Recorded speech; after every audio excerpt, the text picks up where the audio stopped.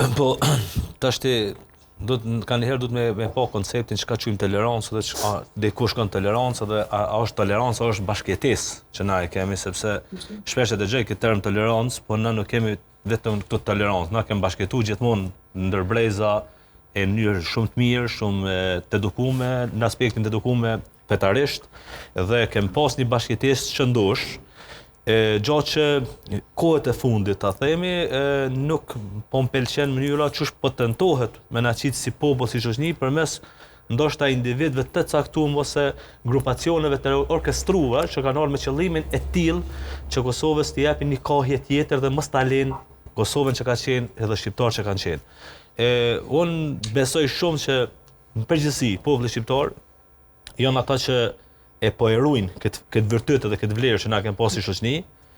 dhe mendoj që besimi është personal, është pjesa e individit që e lidh me Zotin edhe në mënyrën që ata e shohin atë lidhshmëri edhe atë besim